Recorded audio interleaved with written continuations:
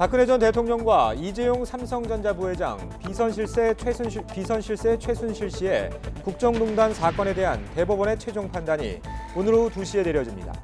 박 전 대통령이 재판에 넘겨진 지 2년 4개월 만으로 앞서 항소심에서 박 전 대통령과 최 씨는 각각 징역 25년과 20년을 선고받았고 이 부회장은 집행유예로 풀려났습니다. 오늘 국정농단 대법원 선고 결과는 검찰이 진행 중인 삼성 회계 사기 수사에도 적지 않은 파장을 미칠 것으로 보입니다. 특히 박근혜 전 대통령과 이재용 부회장이 삼성그룹 승계라는 현안을 논의했는지에 대법원이 어떤 판단을 내리는지에 따라서 수사 동력도 좌우될 것으로 보입니다. 우리나라의 한일 군사정보보호협정 종료 결정에 미국이 공개적으로 불만을 밝히는 데 대해 정부가 일본의 부당한 조치에 대항한 거라며 미국에 자제를 요청했습니다. 한일 갈등에 대해 에스퍼 미 국방장관은 자신이 양측에 실망감을 표시하며 해결을 촉구했다고 밝혔습니다. 미 국방부 차관보는 우리 정부의 자제 당부에도 한일 군사정보보호협정 연장을 또 거론하면서 한국과 일본의 의미 있는 대화에 나서라고 촉구했습니다. 산업 현장 방문에 나선 문재인 대통령은 무역 보복으로 자유무역이 흔들릴 때 우리 경제는 스스로 지켜야 한다며 해외 사업장을 국내로 되돌리는 기업에 대한 전폭 지원을 약속했습니다. 국회 인사청문회를 앞둔 조국 법무부 장관 후보자에 대한 검찰의 공개 수사 착수에 더불어민주당은 이해찬 대표까지 나서서 강도 높게 비판했습니다. 특히 언론에 검찰 수사 상황이 보도되는 데 대해 노무현 전 대통령 관련 사건을 보는 듯하다며 강경 대응할 방침이라고 경고했습니다.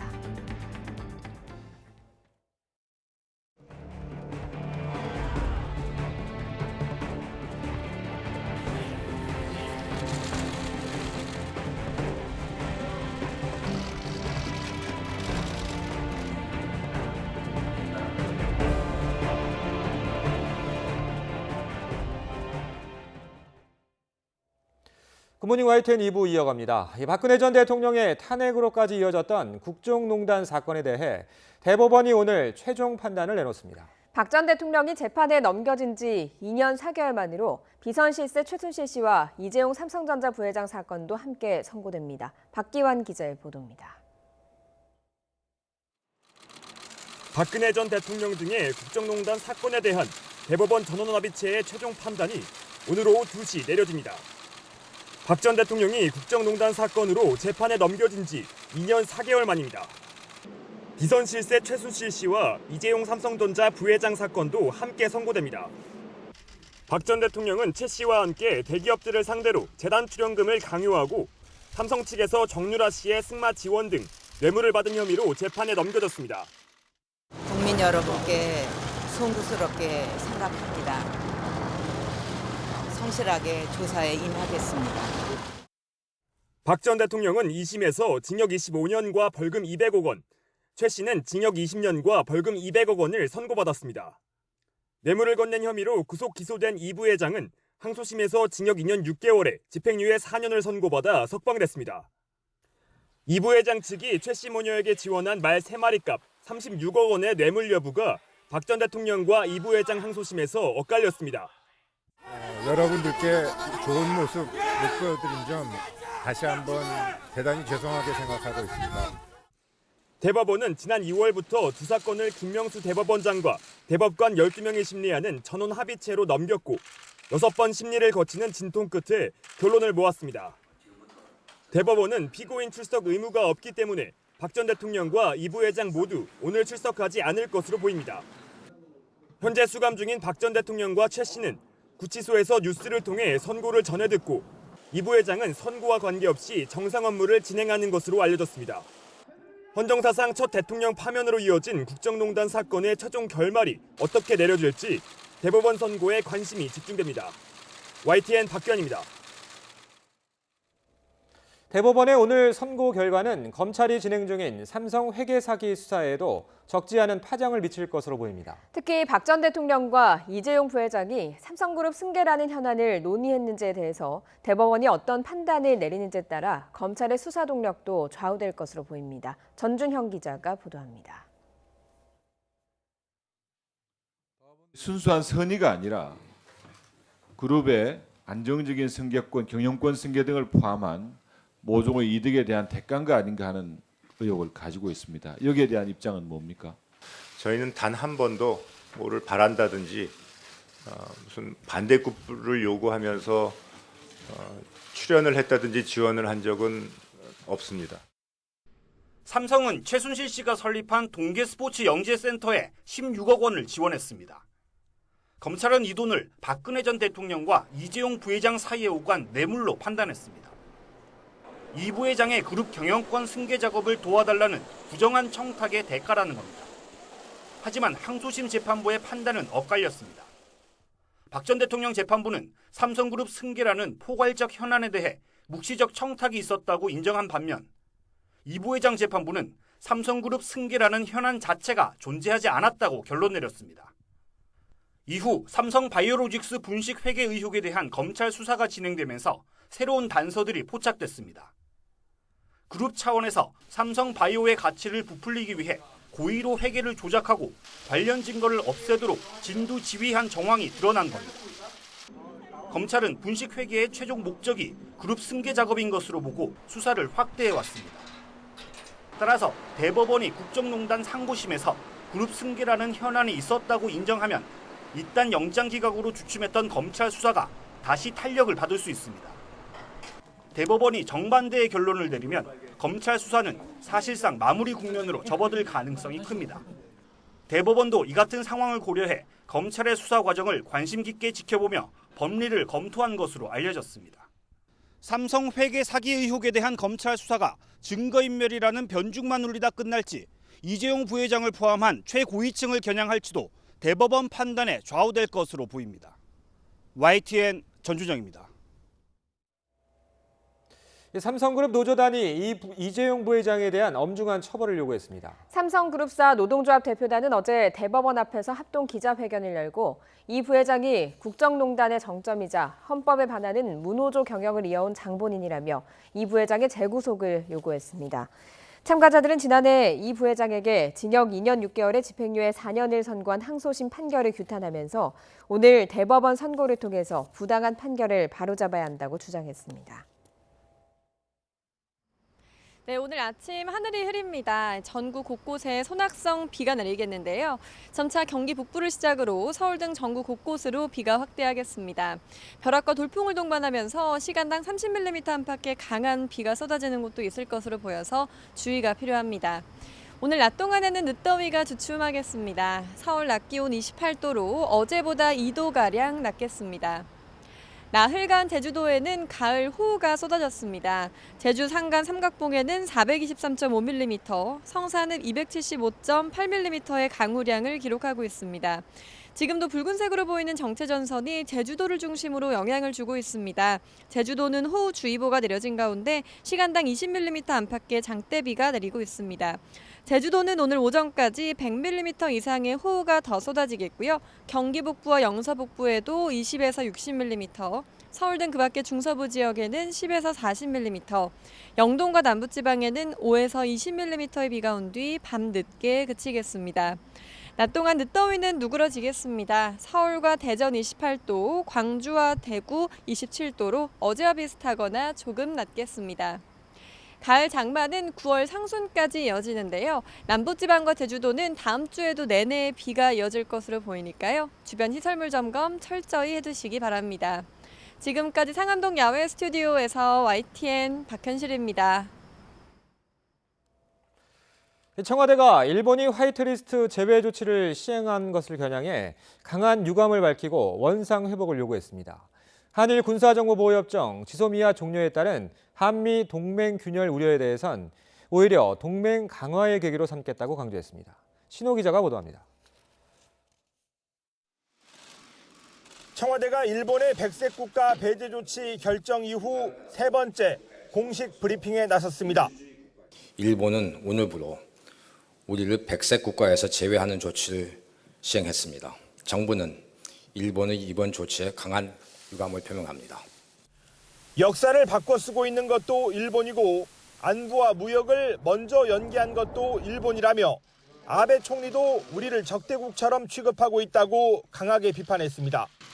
한일 군사정보 보호협정 지소미아에 대해 우리는 연장을 원했지만 양국 신뢰관계가 깨진 상황에서 유지할 명분이 없었다며 협정 종료는 완전히 정당화될 수 있다고 청와대는 밝혔습니다.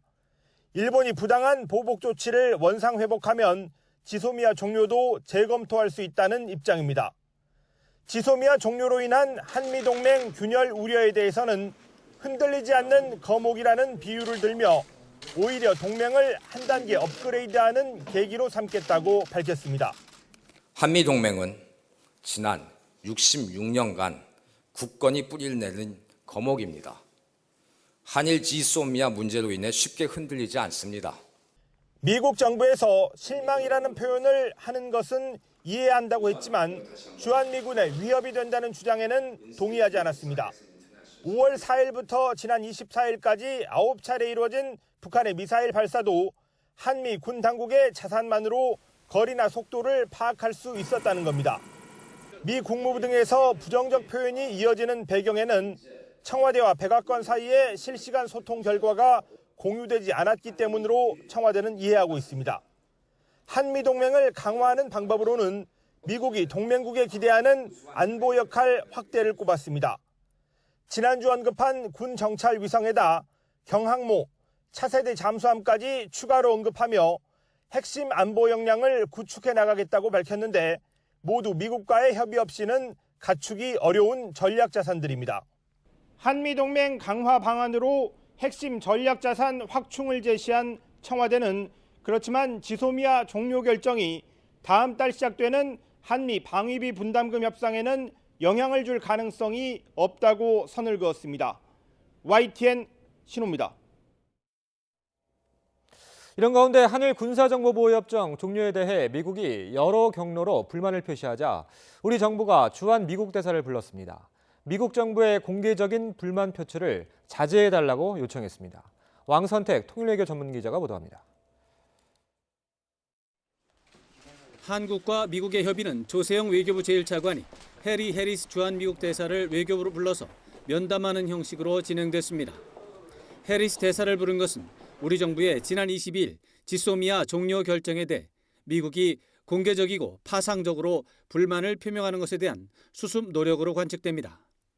미국은 지난 20일 이후 국방부 대변인 성명, 국무장관 발언, 미 국무부 대변인 트윗, 미 의회 유력 정치인들의 입장 발표 등으로 강한 우려와 깊은 실망을 반복적으로 표명하고 있습니다.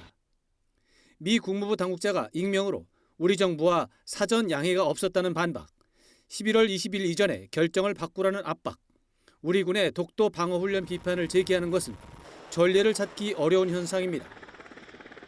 소식통에 따르면 조세영 제1차관은 해리스 대사에게 정부 결정은 한일 관계 맥락에서 일본의 부당한 조치에 대항한 것이라면서 한미 동맹 발전과 격상을 희망한다는 입장을 설명했습니다.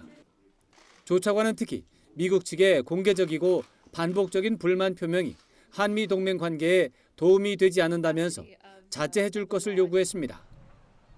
이에 대해 해리스 대사는 우리 정부 결정에 대한 강한 우려와 실망을 표명하고 협정 종료 결정 철회를 요구하는 입장도 개진했을 것으로 관측됩니다. 조세영 제1차관과 해리스 대사 면담에도 불구하고 지소미아 문제와 관련해 양국 간의 현저한 입장 차이가 있기 때문에 문제가 금방 봉합되기는 어려울 것으로 분석됩니다. 다만 한미 외교 당국 간의 대화가 성사된 만큼 사태 수습을 기대할 수 있는 공식적인 외교 절차가 시작됐다는 점에서 늦었지만 다행스러운 상황으로 평가됩니다. YTN 왕선택입니다. 그런데 미 국방부는 또다시 지소미아 연장을 거론하면서 한일 양국의 대화를 촉구했습니다. 마크 에스퍼 미 국방장관은 한일 양국에 실망감까지 표시했습니다. 워싱턴에서 강태욱 특파원이 전해왔습니다. 에스퍼 미국 국방장관은 한일 갈등에 대해 매우 실망했고 여전히 실망하고 있다고 말했습니다. 이를 한일 두 나라 장관에게 표시했고 갈등을 해결하라고 권고도 촉구도 했다는 겁니다. I am a half glass full person as well. I'm hopeful that they'll get beyond this because as I articulated to them, 북한과 중국 등 공동의 위협이 있는 만큼 함께 협력할 때 더욱 강해진다고 강조했습니다. 랜들 슈라이버 차관보도 하늘이 불화할 때 유일한 승자는 경쟁자들이라고 말했습니다. 사태 해결을 위해 추가 불만 표출이 아닌 문제 해결의 자세를 갖는 의미 있는 대화에 나서라고 촉구했습니다. 특히 우리 정부에는 한일 군사정보 보호협정의 연장을 거듭 요청했습니다. The bilateral alliance with both of these countries is important to us, and deeper trilateral cooperation has allowed our three countries to take on the most challenging national security issues since World War II. 지소미아 종료 결정과 관련해 우리 외교부가 미국 측에 자제를 당부한 지 하루 만에 또 공개적인 언급이 나온 셈입니다. 이에 대해 조윤재 주미대사는 미국으로서는 기존 입장에 반하는 것이어서 실망이 더 클 수밖에 없다고 설명했습니다. 미 측이 자신들의 입장에 반하여 지소미아 종료 결정이 이루어진 사실에 대해 실망감을 표명한 것은 우리로서는 충분히 이해할 수 있는 반응이라고 생각합니다. 우리 정부가 마지막까지 지소미아 종료 여부를 두고 고심하였던 이유도 이러한 미측 입장을 고려하기 위한 때문이었습니다. 지소미아 종료 결정 직후에는 미국의 불만이 우리 정부에만 향했지만 해법을 두고는 한일 두 나라 모두를 향하고 있습니다. 대화를 촉진하는 역할을 하겠다는 미국 행정부의 기조가 적극적인 실천으로 이어질지 주목됩니다. 워싱턴에서 YTN 강태욱입니다. 일본이 우리나라를 화이트리스트에서 제외한 후 처음으로 한일 외교당국 간 협의가 서울에서 열립니다. 외교부는 김정한 아시아태평양 국장과 가나스기 겐지 외무성 아시아 대양주 국장이 오늘 오후 외교부 청사에서 만나 양국 간 상호 관심사에 대해 논의한다고 밝혔습니다. 김 국장은 이 자리에서 우리나라를 화이트리스트 명단에서 제외한 일본 측 조치의 부당성을 지적하고 즉각적인 철회를 요청할 것으로 보입니다. 문재인 대통령이 일본의 수출 규제 이후 세 번째 산업 현장 방문에 나섰습니다. 문 대통령은 우리 경제는 스스로 지켜야 한다며 해외 사업장을 국내로 되돌리는 이른바 유턴 기업에 대한 전폭적인 지원을 약속했습니다. 임성호 기자가 취재했습니다.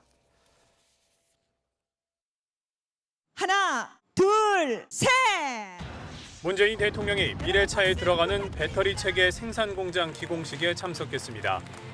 대기업이 해외 사업장을 국내로 복귀시킨 첫 사례입니다. 문 대통령은 일본이 백색 국가 배제 조치 시행에 들어간 것을 겨냥해 지금 필요한 건 우리 경제를 지키려는 의지와 자신감이라고 강조했습니다. 자유롭고 공정한 무역 체제가 흔들리고 정치적 목적의 무역 보복이 일어나는 시기에 우리 경제는 우리 스스로 지킬 수밖에 없습니다. 이렇게 어려운 시기에는 기업들의 국내 유턴이 희망을 준다며 기업들의 유턴 투자를 적극 응원하겠다고 밝혔습니다. 특히 제조업 해외 투자액의 10%만 국내로 돌려도 연간 약 2조 원의 투자와 많은 일자리가 생긴다며 신산업 육성과 규제 혁신, 혁신 인재 양성을 통해 유턴 투자를 촉진하는 계획을 소개했습니다.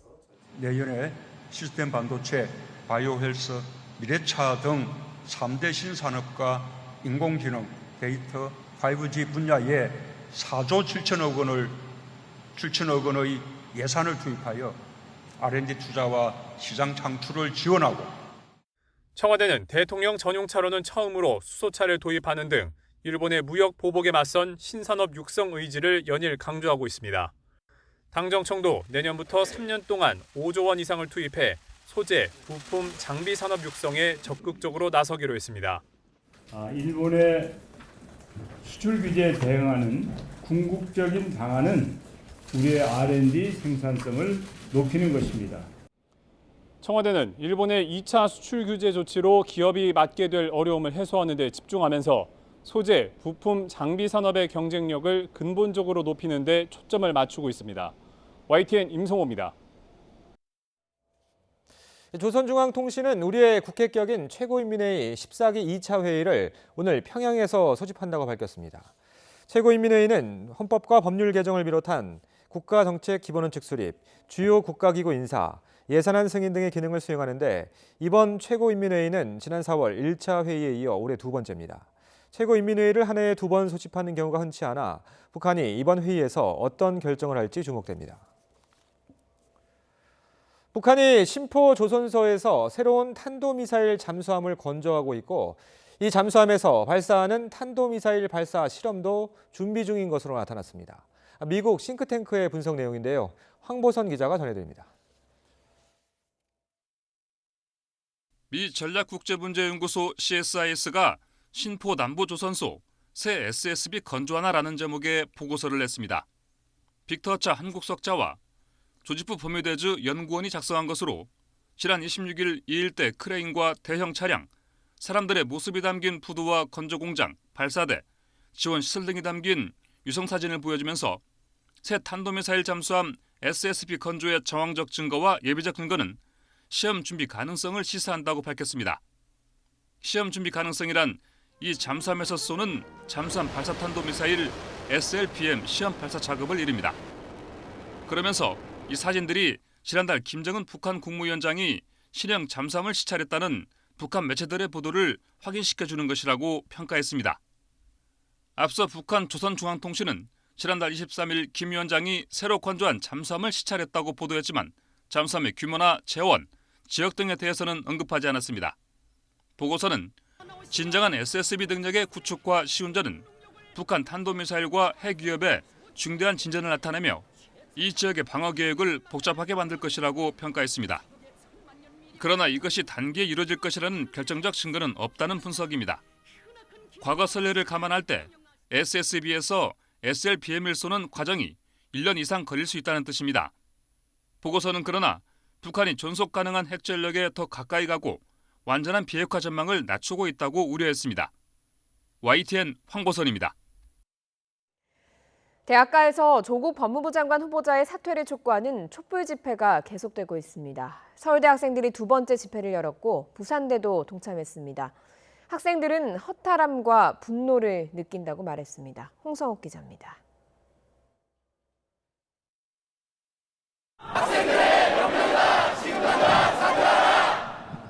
조국 법무부 장관 후보자의 사퇴를 촉구하는 학생들이 다시 모였습니다.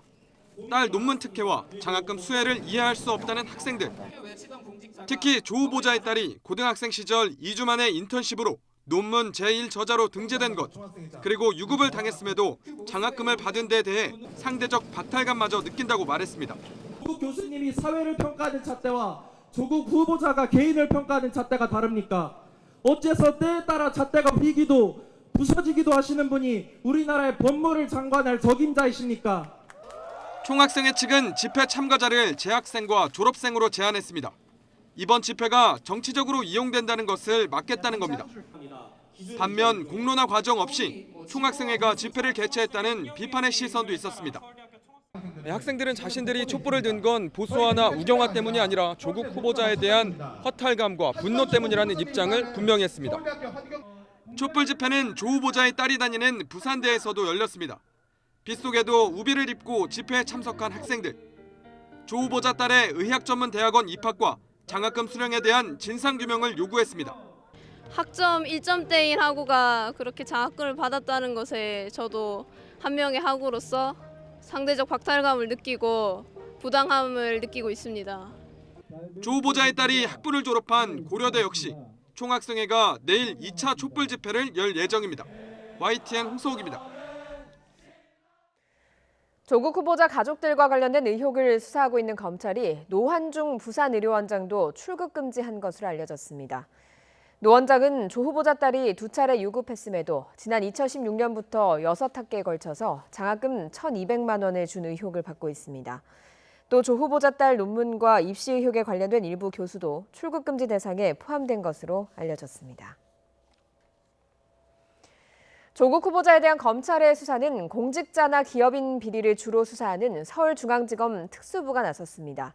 이처럼 검찰이 살아있는 권력의 칼을 겨눈 가운데 수사 진행 속도에 따라서 조 후보자의 운명도 영향을 받을 것으로 보입니다. 신지원 기자입니다. 검찰은 조국 후보자에 대한 고소 고발 사건을 서울중앙지검 특수 2부에 배당했습니다. 특수부는 검찰의 최고 정예부대로 불리는데 주요 부정부패 사건을 전담하는 곳입니다. 이 때문에 관련 의혹을 낱낱이 살펴보겠다는 윤석열 검찰총장의 의지로 읽힙니다. 인사청문회를 일주일 앞두고 부산대 의학전문대학원과 웅동학원, 사모펀드 업체 등 20여 곳을 압수수색한 점도 눈에 띕니다. 사건을 맡은 고형곤 특수 2부장은 박근혜 정부 시절 최순실 씨의 딸 정유라 씨의 이화여대 특혜 의혹을 수사해 최경희 전 총장 등 관련자들을 구속했던 주임 검사 출신입니다. 그만큼 조 후보자 딸의 대학 입학과 장학금 특혜 의혹을 밝힐 적임자라는 평가가 나옵니다. 이 밖에 검찰은 조 후보자 가족이 투자한 사모펀드 업체와 사학재단 웅동학원의 자금 흐름도 들여다보고 있습니다. 관건은 수사 속도입니다. 신속하게 진행될 경우 수사 경과에 따라 조 후보자를 둘러싼 무성한 의혹을 서둘러 잠재울 수도 있습니다. 다만 청문회 전까지 소기의 성과를 내는 건 사실상 불가능한 상황입니다. 검찰의 수사 결과가 나오기 전에 조 후보자가 법무부 장관으로 임명된다면 논란은 더욱 커질 수밖에 없습니다. 검찰 수사를 받는 입장에서 검찰 인사권을 행사하는 게 부적절하다는 지적이 불가피하기 때문입니다. 이런 가운데 해외로 출국한 투자업체 대표 등 핵심 관계자들의 협조 여부와 진술 내용도 중요한 변수로 작용할 전망입니다. YTN 신지원입니다. 더불어민주당은 조 후보자에 대한 검찰의 수사에 이례적으로 강하게 반발하고 있습니다. 이런 배경에는 노무현 전 대통령이 검찰의 이른바 언론 플레이로 서거했다는 피해의식이 자리 잡고 있다는 분석이 많은데요. 여권의 반발이 거세지면 윤석열 검찰총장 체제도 흔들릴 수 있다는 전망이 나오고 있습니다. 최기성 기자입니다. 지난 7월 문재인 대통령은 윤석열 검찰총장을 임명하며 성역 없는 수사를 당부했습니다. 우리 청와대든 또는 정부든 또는 집권 여당이든 만에 하나 권리권 비리가 있다면 그 점에 대해서는 정말 이렇게 엄정한 그런 자세로 이렇게 임해 주시기를 바라고요. 대통령 발언은 한 달여 만에 현실로 돌아왔습니다. 윤석열호가 처음 겨냥한 살아있는 권력은 문재인 정부 검찰개혁 상징이자 정권 실세인 조국 법무부 장관 후보자였습니다. 청와대와 법무부도 사후 통보받을 정도로 철통 보안 속에 수사가 진행된 사실이 전해지면서 압수수색 당일 더불어민주당은 당혹스러운 분위기를 감추지 못했습니다. 하지만 조 후보자 가족 출국 금지 사실과 압수수색 대학 보안 문건 관련 보도가 나오면서 기류가 급변했습니다. 지도부 발언과 공식 논평 등을 통해 검찰 성토 발언을 쏟아내기 시작한 겁니다. 피의사실 공표, 이러한 법 위반, 이것은 과거 검찰의 대표적인 적폐행위였습니다. 흡사 노무현 대통령의 논두렁 시계 사건을 다시 재현해 보는 듯합니다. 묵과할 수 없는 범죄행위입니다. 지난 2009년 언론 매체는 노 전 대통령이 권양숙 여사가 박연차 전 태강실업 회장에 대한 수사가 시작되자 본인 몰래 1억 원짜리 명품 시계를 논두렁에 버렸다고 검찰에 진술했다고 보도했습니다. 노 전 대통령은 그런 진술을 한 적 없다고 부인했지만 파문은 커졌고 보도 열흘 만에 노 전 대통령은 서거했습니다. 당시 수사를 총괄한 인물은 노 전 대통령이 임명했던 임채진 검찰총장. 여당 내부에선 검찰이 이번에도 개혁을 방해하기 위해 언론에 확인 안 된 피의 사실을 흘리는 구태를 반복하고 있다는 비판이 나옵니다. 별건 수사, 그다음에 수사정보 유출 등과 같은 그런 잘못된 관행은 이번 기회에 윤석열 검찰총장 체제하에서는 바로잡아야 됩니다. 여권의 반발은 특히 조 후보자마저 꺾이면 검찰개혁을 이뤄내기 어렵다는 판단도 작용한 것으로 풀이됩니다. 다만 비판 수위가 높아질 경우 문 대통령이 파격적이라는 평가까지 받으며 힘을 실어준 윤석열 검찰총장 체제가 흔들릴 수 있다는 전망이 나오는 가운데 문 대통령이 이와 관련해 어떤 입장을 내놓을지도 관심입니다. YTN 최기성입니다.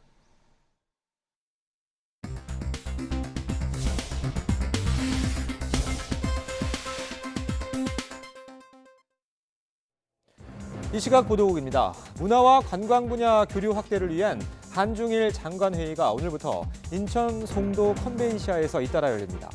이번 회의에는 박양호 문화체육관광부 장관을 비롯해 일본 시바야마 문부과학성 대신과 이시 국토교통성 대신, 중국 러수강 문화여유부 부장이 참석해 문화와 관광 교류 전반에 걸쳐 회의를 진행할 예정입니다.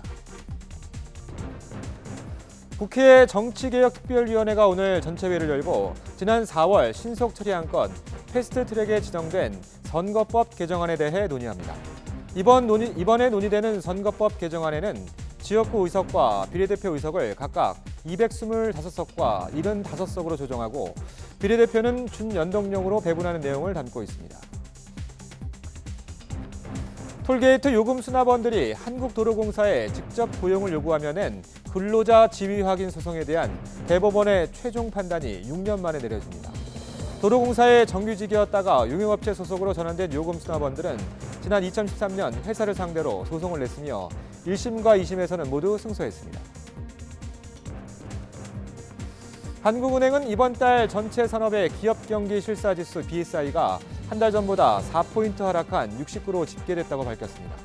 BSI는 기업의 체감 경기 지표로 기준치인 100보다 낮으면 부정적 인식이 많다는 의미입니다. 다만 다음 달 전망은 철광석 등 원자재 가격 하락의 영향으로 1포인트 오른 72를 기록했습니다. 이 시각 보도국이었습니다.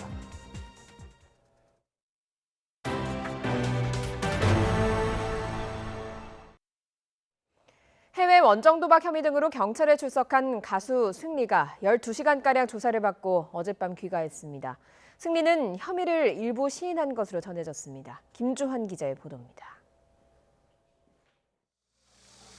클럽 버닝썬 사태 이후 성매매 알선 등의 혐의로 조사를 받고 지난 6월 검찰에 송치된 지 65일 만에 다시 경찰에 출석한 가수 승리.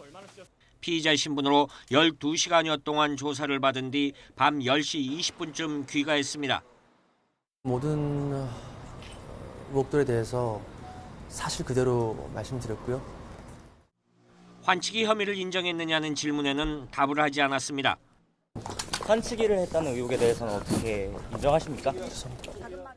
경찰 조사에서 승리는 혐의를 일부 시인한 것으로 전해졌습니다. 승리는 미국 라스베이거스와 마카오 등지에서 한 번에 최대 수천만 원을 걸고 상습 도박한 혐의를 받고 있습니다. 승리의 전 소속사 대표인 양현석 전 YG엔터테인먼트 대표도 같은 혐의로 입건됐습니다. 경찰은 이들이 도박에 쓴 돈이 수십억 원에 달할 것으로 보고 있습니다. 또 현지에서 도박 자금을 달러로 빌린 뒤 국내로 돌아와 원화로 갚는 불법 환치기를 한 혐의도 받고 있습니다. 오늘은 양현석 전 대표가 소환됩니다. 경찰은 양 전 대표가 출석하면 지난 2014년 외국인 사업가들에게 성접대를 했다는 의혹도 함께 조사할 예정입니다. YTN 김주환입니다. 어젯밤 광주광역시에서 흉기에 찔린 러시아 국적의 20대 외국인이 숨져 경찰이 수사에 나섰습니다. 경기도 용인에서는 패널 제작 공장에서 불이 났습니다. 사건 사고 소식 최문석 기자가 종합했습니다. 어젯밤 9시 50분쯤 광주광역시 광산구의 아파트 앞길에서 외국인 남성 3명이 러시아 국적의 20대 남성을 흉기로 찌르고 달아났습니다. 흉기에 찔린 이 남성은 병원으로 옮겨졌지만 숨졌습니다. 경찰은 서로 다툼이 있었다는 목격자 진술을 토대로 캄보디아와 태국 국적으로 추정되는 외국인 3명을 추적하고 있습니다. 전북 부안군에서는 멧돼지 퇴치 작업을 위해 이동하던 63살 이모 씨가 배에 총을 맞아 헬기를 통해 병원으로 옮겨졌지만 위독한 상태인 것으로 알려졌습니다. 이 씨는 유해조수 구조단원들과 함께 차량을 타고 이동하던 중 수렁에 빠진 차를 빼내는 과정에서 총에 맞았습니다. 경찰은 적잠에 있던 총기가 차를 빼내던 중 발생한 충격으로 발사된 것으로 보고 있습니다. 경기도 용인시에서는 패널 제조 공장에서 불이 나 1시간 반 만에 진화됐습니다. 공장 4개 동 가운데 2개 동 400제곱미터가 전소돼 소방서 추산 1억 9천여만 원의 재산 피해가 났습니다. 다행히 인명피해는 없었지만 기숙사에 있던 공장 근로자 9명이 놀라 대피하는 소동이 빚어졌습니다. 1톤 트럭의 앞부분이 심하게 찌그러졌습니다. 어제 저녁 6시 반쯤 부산시 복림동 남해고속도로 가락 나들목 근처에서 빗길에 미끄러진 25톤 트레일러를 뒤따르던 1톤 트럭이 부딪혔습니다. 이 사고로 1톤 트럭 운전자 38살 하모 씨가 다쳤습니다. 버스 뒷바퀴 쪽에 빨간 불길이 선명합니다. 경기도 성남시 외곽순환고속도로 판교 분기점 근처를 달리던 관광버스의 타이어가 터지면서 불이 났습니다. 버스기사가 갓길에 차를 세우고 승객 30여 명을 대피시켜 다행히 인명피해는 없었습니다. YTN 최문석입니다. 며칠 전 부산에서 식당을 운영하던 부부를 숨지게 한 뒤 달아났던 50대 남성이 경찰에 붙잡혔습니다. 숨진 부부와 친인척 관계인데 무슨 원한이 있었는지 경찰이 조사하고 있습니다. 김종호 기자가 취재했습니다. 주택가를 서성이는 남성. 차량 옆에 쪼그려 앉아 숨어 있다가 움직입니다. 1시간 반쯤 뒤 식당에서 나와 식당 주인 부부 승용차에 타는 모습이 포착됩니다. 남성이 주인 부부를 흉기로 숨지게 한 뒤 달아나는 모습입니다. 두 사람 가운데 한 사람은 식당 주방에서, 다른 한 사람은 앞쪽 공간에서 숨진 채 발견됐습니다. 경찰이 CCTV와 DNA 감식으로 신원을 알아낸 이 남성은 숨진 부부와 친인척 관계인 A씨. 타고 간 부부 승용차를 경북 경주시에 버려두고 강원도까지 갔다가 부산으로 다시 숨어들었는데 경찰 수색망에 걸려 5일 만에 붙잡혔습니다. A씨는 일단 부부를 숨지게 한 사실은 시인했습니다. 모두 죽이고 싶었다고만 진술하는 걸로 보아 원한에 의한 살인으로 추정하고 있습니다. 경찰은 구체적인 범행 동기를 조사한 뒤 A씨에 대해 구속영장을 신청할 예정입니다. YTN 김종호입니다. 부산 광안리 해수욕장 부근 공중화장실에서 유독가스를 마시고 쓰러진 여고생이 한 달째 의식을 되찾지 못하고 있습니다. 지난달 29일 새벽 부산 밀락동의 회센터 건물 공중화장실에서 쓰러진 채 발견된 A양은 오수 처리시설에서 나온 황화소에 노출된 것으로 조사됐습니다. 경찰은 공중화장실 관리 책임이 있는 담당 구청 공무원과 건물 관리인 등을 조사하고 있습니다.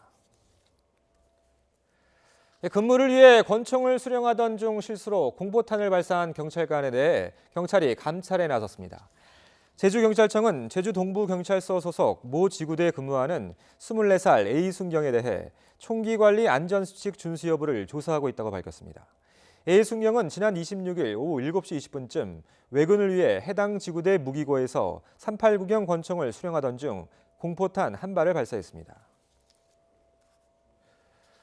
전북지방경찰청 조용식 청장의 친형 자택에서 억대의 현금이 사라져 경찰이 수사에 나섰습니다.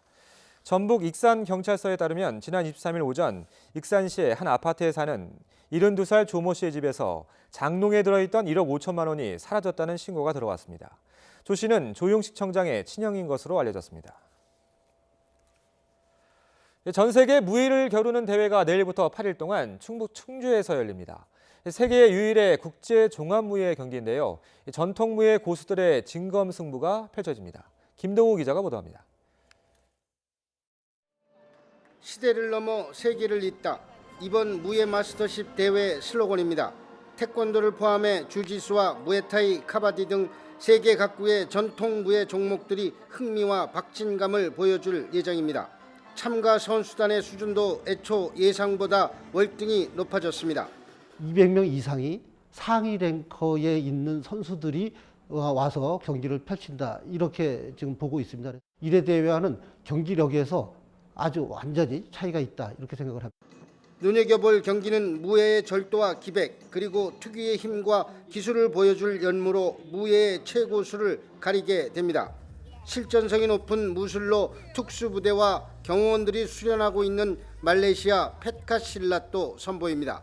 대회의 위상을 시민들이 좀 공감할 수 있도록 하고 다양한 방법으로 시민들을 많이 참여할 수 있도록 할 겁니다. 무술영화제와 무술축제, 학술대회도 준비한 이번 대회는 세계 무예를 감상할 수 있는 좋은 기회가 될 것으로 기대됩니다. YTN 김동우입니다.